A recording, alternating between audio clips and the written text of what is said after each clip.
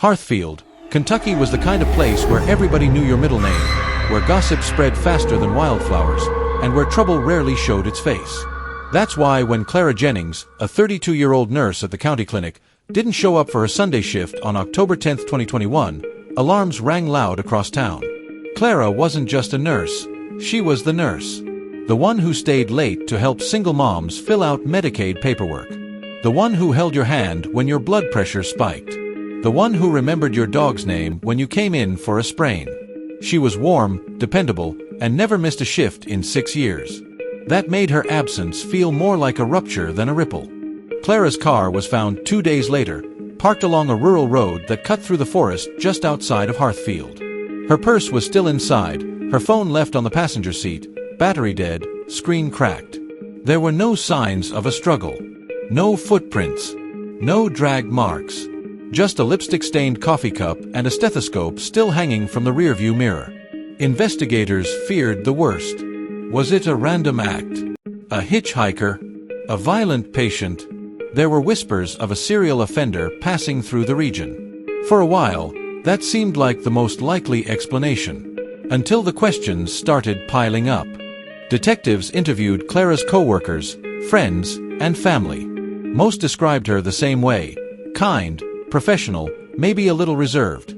But her father, retired coal miner Thomas Jennings, didn't fit the narrative.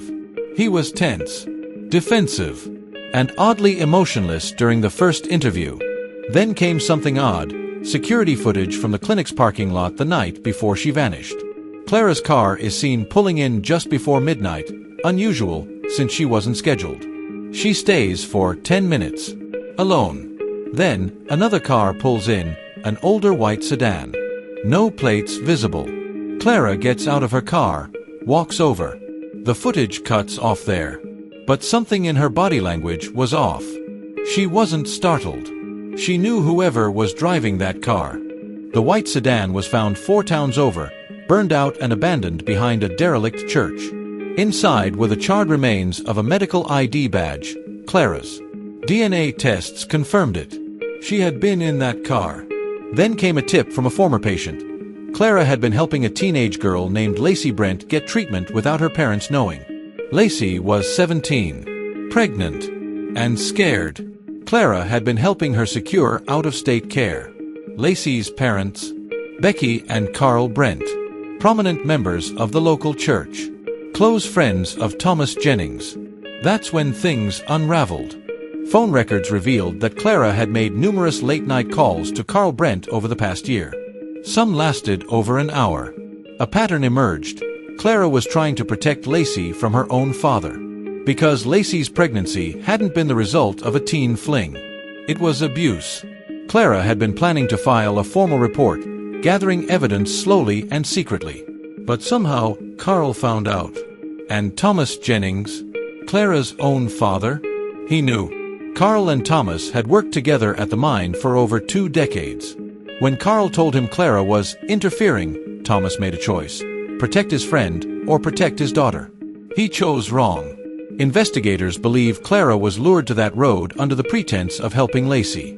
She was ambushed, abducted, and murdered. Carl Brent was arrested after Lacey gave a full statement, revealing years of abuse, and how her father and Thomas planned to keep Clara quiet. Thomas Jennings was charged as an accessory after the fact and obstruction of justice. In a moment of guilt, he confessed, "She was my daughter. I just didn't believe her." Not over him. Clara's body was never recovered. A symbolic grave now sits in Hearthfield Cemetery, marked by a plaque that reads, "She believed the truth mattered, even when no one else did." Lacey Brent, now living under a new name, testified in court. She's studying nursing, Clara's old path. The town of Hearthfield still struggles to reckon with how easily silence was bought. How a nurse known for saving others was betrayed by the people who should have protected her most.